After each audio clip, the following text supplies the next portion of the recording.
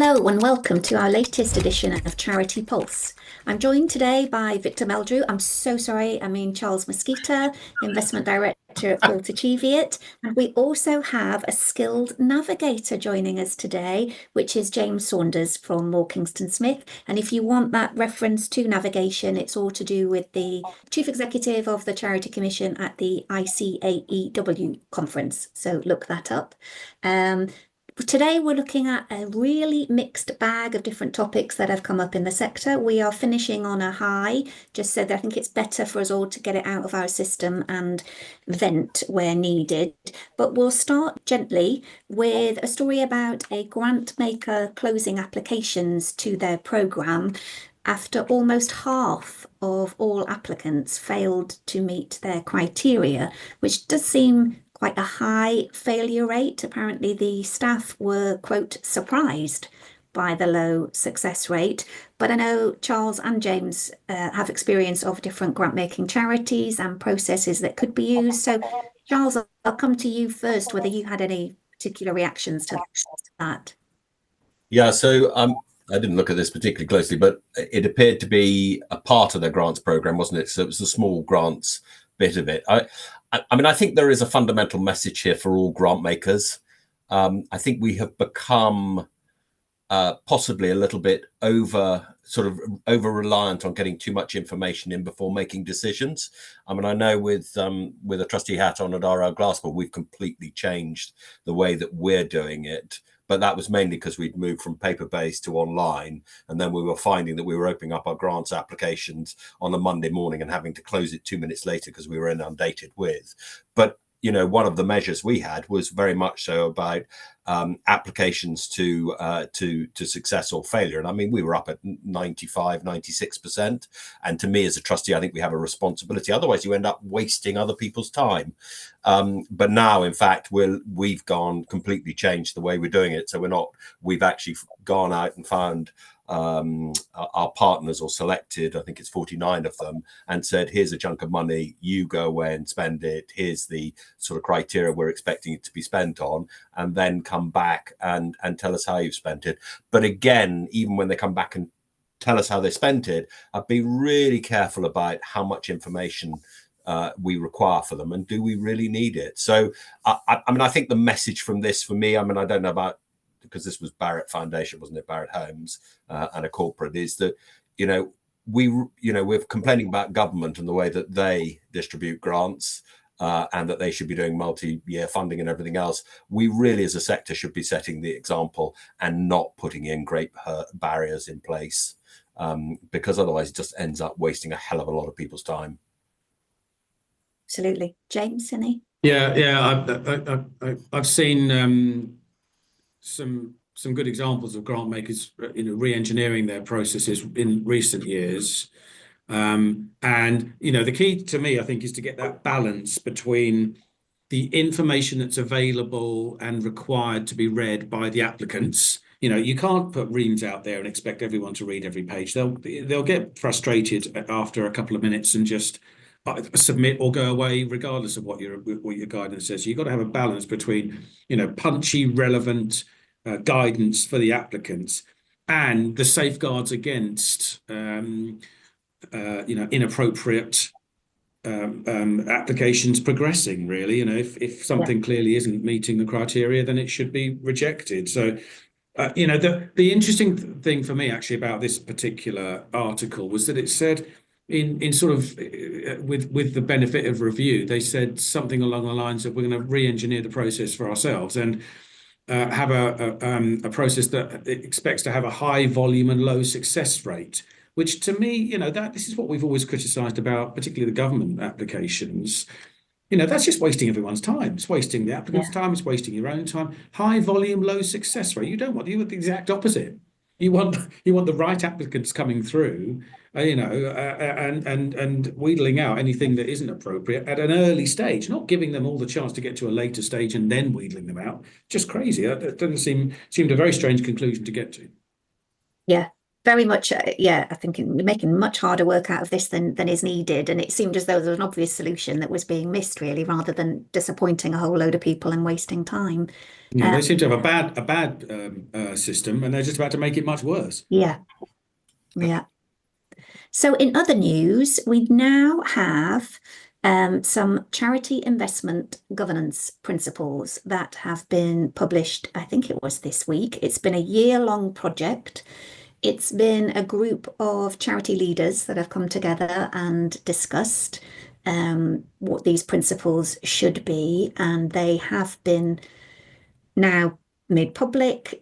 We've had the Charity Finance Group involved, NCVO, Wales Council for Voluntary Action.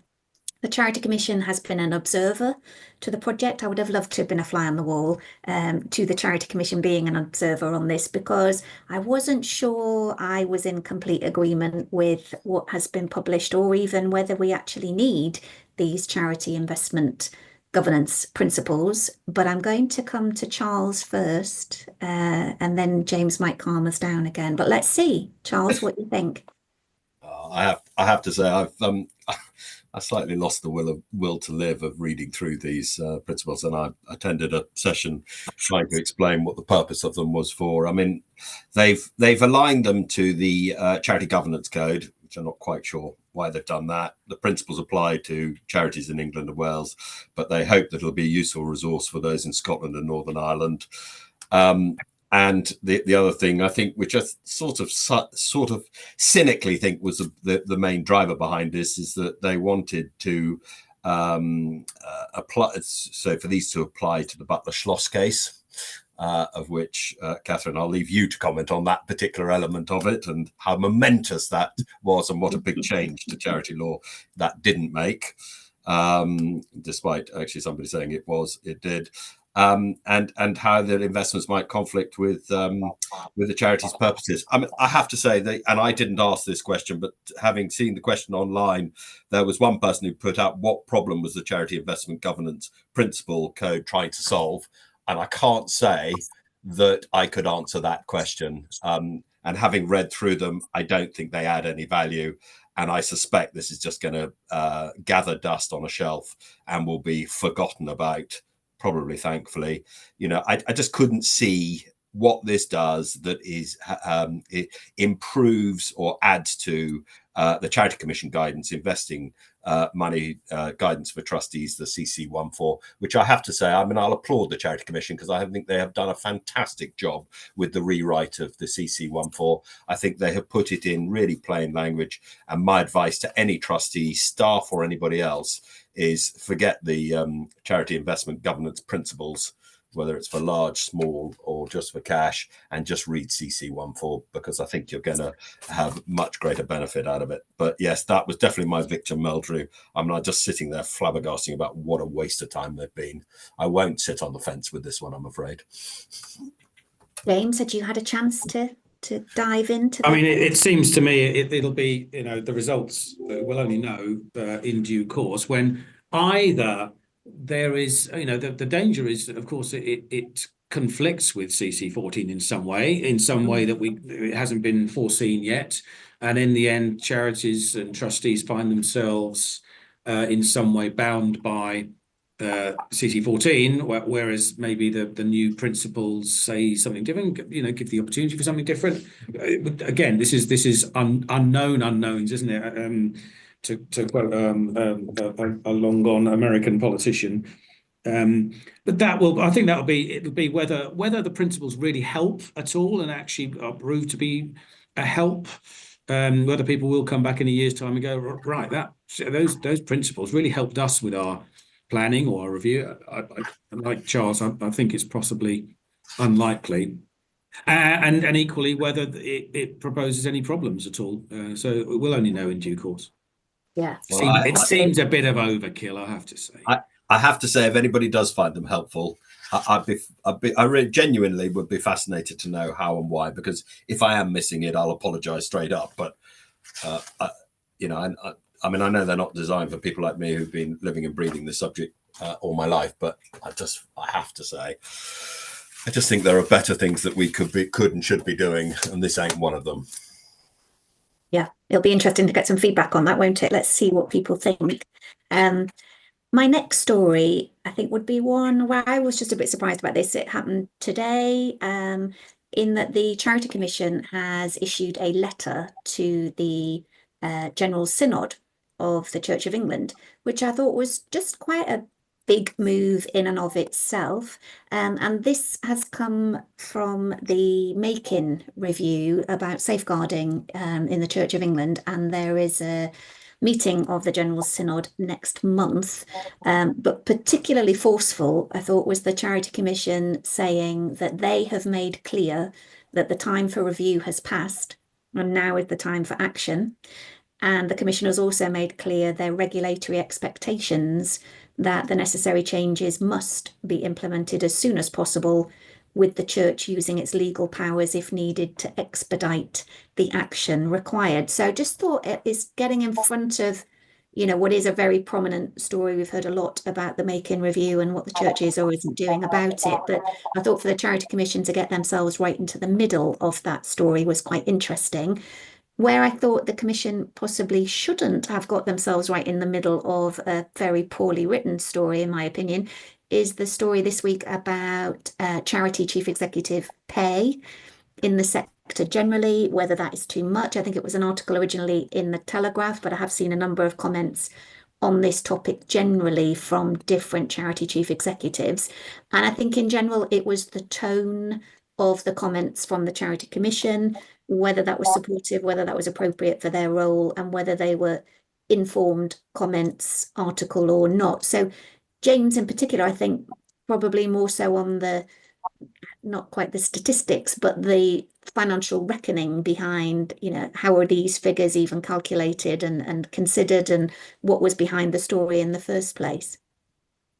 Yeah, I was pretty disappointed really with particularly the Telegraph article, which I thought was one of the most disingenuous pieces of reporting I've seen recently. It was not balanced in the slightest. I'm not going to call it journalism. It wasn't journalism because it wasn't balanced and considered. It basically said more chief executives in charities are being paid over the bandings, higher bandings than it was 5 years ago or something like that. Now, there was no consideration of inflation, wage inflation. There's no consideration of sector growth. There's 170,000 charities now, whereas 165,000 5 years ago. There's more numbers. That it's such a crude analysis of the numbers. Just more people are being paid at a higher level. Well, of course they are. That's the case in everywhere. And trying to put it across as, or was leaving it as open as, this is a criticism of the sector. And really interestingly, there was one single line at the end of the article which said, defenders of the sector have pointed to how much good the sector does. That was the only nod to balance in the article. It was crazy. I just thought it was dog whistle reporting. It really was completely unbalanced, completely poorly represented, really bad. And you only have to look at the comments section below the article online to see the sort of reactions that it was trying to generate in the first place. So really, very ill-informed, pretty ignorant, really. Yeah, and I find it interesting because it almost seemed to be open your mouth to change feet, that a lot of people objected to comments saying it related to large and complex charities that needed to be able to attract the best people. And the comment was, what about small and medium charities doing absolutely crucial work? Don't they need to attract the best people as well? And, Charles, I don't know whether you had picked up on any of the discussions around this article.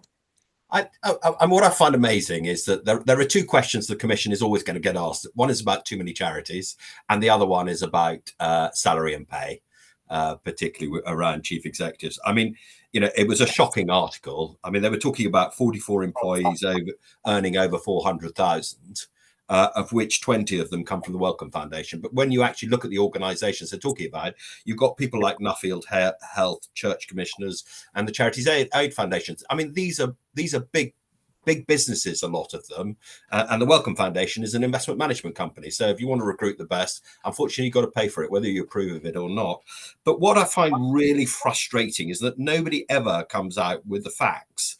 I just did a quick Google search. So the average pay, do you know what the average pay of a FTSE 100 chief executive is? No. $1.5 million. No, 4.2 million. Wow. And that's 113 times the median full-time worker, which is just over 37,000. Okay, Yeah. average salary of a UK CEO is, the package is about 168,000, salary is 85,000. The average of a top 100 charity is about 175,000. I think that's the package. So sort of in line. If you look at the average salary of a charity CEO, they range from 60k to 120k. It's completely different. So there's no perspective in this article whatsoever. But also, I mean, I'm sorry. I think David Holdsworth is a really good chap from the things. But these are the sorts of facts and figures I'm afraid to say he needs to have at his fingertips, and the information he needs to give to the journalist. I mean, a permanent secretary, their average salaries are 150k to 200k. I was actually quite surprised. I was expecting that to be higher. But then, of course, you've got to take into consideration most of them have got final salary schemes, pension schemes, which are absolutely bulletproof, of which these chief executives don't.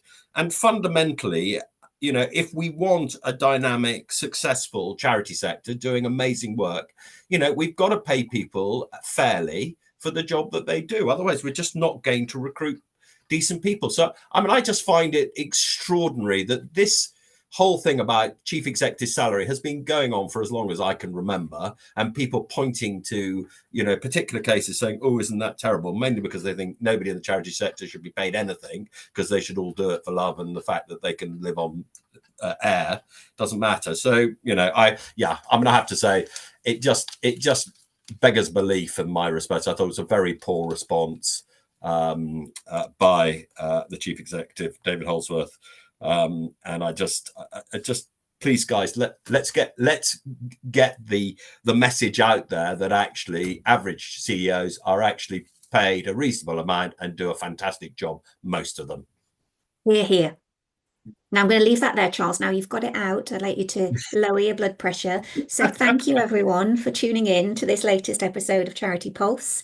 We'd love to hear from you, feedback on the charity investment governance principles, thoughts on charity CEO pay. If you have any questions or topics you'd like us to cover in future episodes, do get in touch. We'd love to hear from you. And you can follow us on various podcast platforms and on our websites. And we look forward to seeing you on the next session.